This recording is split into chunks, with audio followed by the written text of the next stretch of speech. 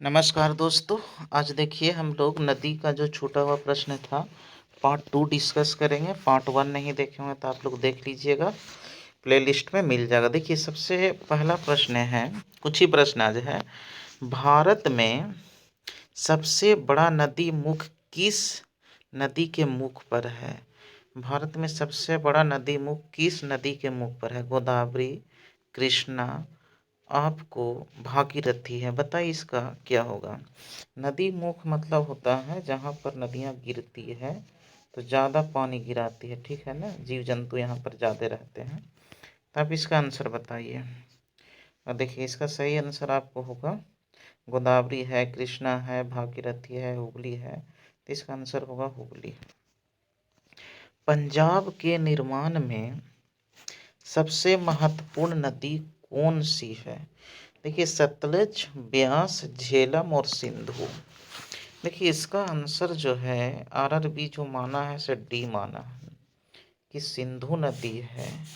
लेकिन मेरे अनुसार होना चाहिए था सतलज, ठीक है ना। लेकिन अगर अब सिंधु है तो क्या है कि एक पंजाब जो है एक पाकिस्तान में भी पड़ता है ना, तो इसका आंसर डी हो जाएगा। कर निम्नलिखित में से कौन सी नदी बिंद और सतपुड़ा पर्वत श्रृंखला के मध्य से होकर गुजरती है? अब बताइए, इससे पहले भी आप लोग को बताए थे कि जब भी आवे तो 3 चीज याद रखिए। देखिए ऊपर है विंध्याचल, ये है विंध्याचल, थोड़ा सा ऐसा ही समझ लीजिए विंध्याचल। और नीचे है सतपुड़ा और इसके नीचे है अजंता, अजंता आस्य अजंता। तो इसके बीच में जो बहती है से नर्मदा बहती है और इसके बीच में बहती है ताप्ती। ये नर्मदा है, ये ताप्ती है। तब इसका आंसर आप क्या लगाइएगा बताइए? दोनों के बीच में हो जाएगा नर्मदा। निम्नलिखित में कौन अरब सागर में गिरती है? अरब सागर में गिरने वाली नदी है कावेरी, नर्मदा, गंगा, यमुना। इसका आंसर तो आप समझ ही रहे हैं, ये हो जाएगा नर्मदा। देखिए अधिकांश नदियाँ जो हैं सब बंगाल की खाड़ी में गिरती है, लेकिन नर्मदा हो गया, ताप्ती हो गया, माही हो गया, मांडवी हो गया, इधर से सिंधु और सिंधु के जितने भी सहायक होंगे सब इधर गिरेंगे। तो सिंधु, सिंधु के जितने भी रावी, सतलज, ब्यास, झेलम जितना भी है सब अरब सागर में गिरेंगे। इन नर्मदा, ताप्ती, माही, मांडवी ये सब सब इसी में गिरेंगे और बाकी सब नदियाँ इधर गिरेंगे। प्रायद्वीपीय भारत की सबसे बड़ी नदी कौन है? इसका आंसर बताइए आप लोग। देखिए इसका आंसर सही होगा डी होगा। निम्नलिखित में से किस नदी का उद्गम नेपाल में है और वह गंगा नदी में आकर मिलती है? कोसी, झेलम, चेनाब, रावी। तो इसका तो आंसर अब बहुत आसान है। ओ सॉरी सॉरी, ये ए हो जाएगा, कोसी हो जाएगा ना। अमरकंटक से कौन नदी उद्गम होती है? दामोदर, महानदी, ताप्ती, राप्ती, नर्मदा। तो इसका सही आंसर आप क्या मारते हैं बताइए? ये हो जाएगा सी। भारत में यरलुंग जंगपो नदी के नाम से किसे जाना जाता है? देखिए मोस्ट इम्पॉर्टेंट है सवाल, ये टिक मारा हुआ है कि भारत में यरलुंग जंगबो नदी के नाम से किसे जाना जाता है? अब बताइए इसका 86 का आंसर क्या होगा? तो इसका सही जो आंसर होगा से ब्रह्मपुत्र होगा, ठीक है। निम्नलिखित में से कौन सी नदियाँ बंगाल की खाड़ी में गिरती है? देखिए अब इसमें छांटना आपको होगा, जो गिरती होगी अरब सागर में इसको हटा दीजिएगा। गंगा, ब्रह्मपुत्र, गोदावरी, एकदम नेक्स्ट बढ़िया है, ये बंगाल खाड़ी में गिरती है। महानदी, कृष्णा, कावेरी ये भी गिरती है, लेकिन देखिए लूनी दिया हुआ है, नर्मदा है, ताप्ती है, तो ये सब तो उधर गिरता है। तो आपका सही आंसर कौन हो जाएगा? डी हो जाएगा। निम्नलिखित नदियों पर विचार करें, कौन सी नदी गोदावरी की सहायक है? देखिए अगर आप गोदावरी की सहायक है कर वंशधारा, इंद्रावती, प्राणहिता, पेनार। अगर कुछ एक दो को भी याद होगा तो आप ऑप्शन छांट लीजिएगा।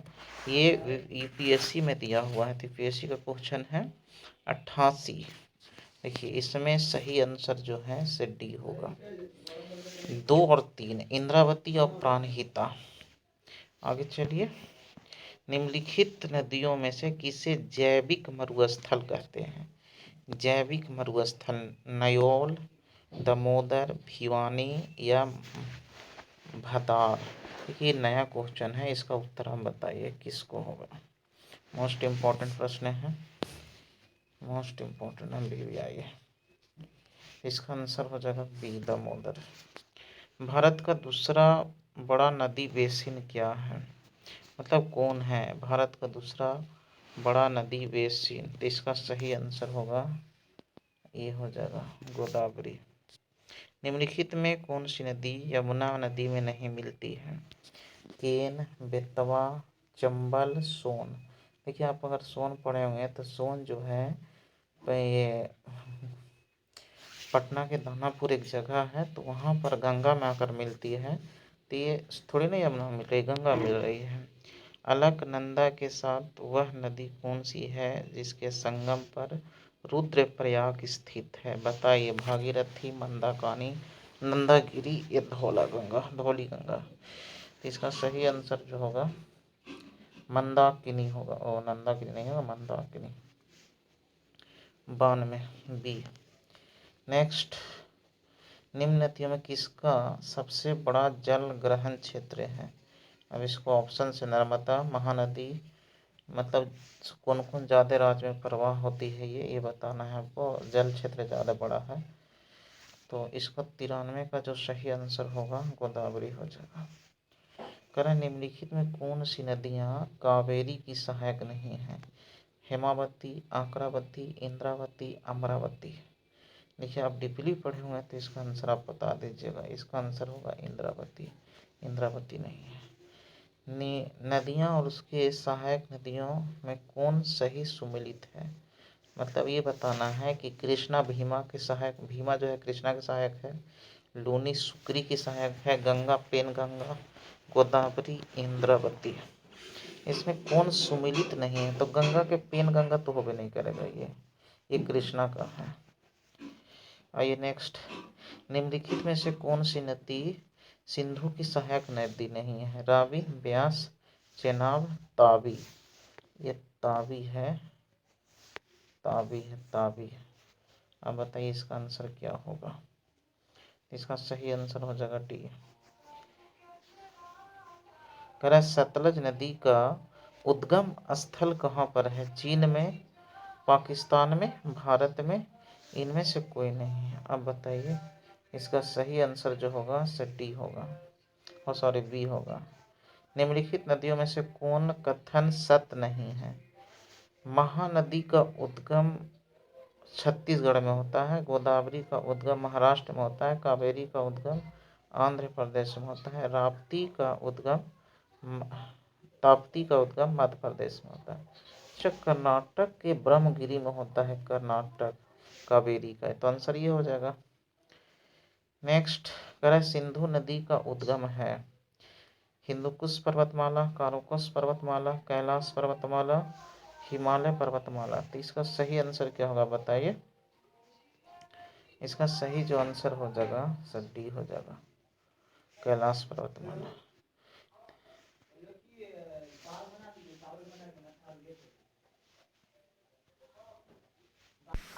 देखिए 100 प्रश्न है कि निम्न में से कौन सी नदी मध्य प्रदेश से निकलती है और खम्पात की खाड़ी में गिर जाती है? मध्य प्रदेश से यहाँ पर से निकलती है और खम्पात की खाड़ी में गिर जाती है, बताना है आपको। तो इसका सही आंसर पार्वती होगा कि लूनी होगा कि माही होगा कि चबाई नदी होगा? देखिए इसका सही आंसर माही है। यही कर्क रेखा को 2 बार काटता है, जो कर्क रेखा है इसको भी 2 बार काट देता है, ये माही। भागीरथी नदी निकलती है कहाँ से निकलती है? देखिए गंगा जो बनती है अलकनंदा और भागीरथी से मिलकर बनती है। तो इसका आप बताना है कि भागीरथी नदी कहाँ से निकलती है? गंगोत्री से, गोमुख से, मानसरोवर से, तपोवन से? आपको ये बताना है। तो इसका सही आंसर जो होगा गोमुख हिमानी से, तो पढ़े होंगे। गंगा और ब्रह्मपुत्र की संयुक्त धारा को क्या बोलते हैं? पद्मा, यमुना, मेघना, सांगपो। तो इसका आंसर सही जो होगा पद्मा हो जाएगा। कौन सी नदी चंबल में नहीं मिलती है? छिप्रा, काली सिंध, बेतवा, पार्वती। तो इसका सही जो आंसर हो जाएगा, इसका आंसर सी हो जाएगा, बेतवा। निम्नलिखित में दक्षिण का गंगा किसे कहा जाता है? मोस्ट इंपॉर्टेंट सवाल। दक्षिण का गंगा कावेरी को बोलते हैं। कह रहा है भारत की गंडक नदी नेपाल में किस नाम से जानी जाती है?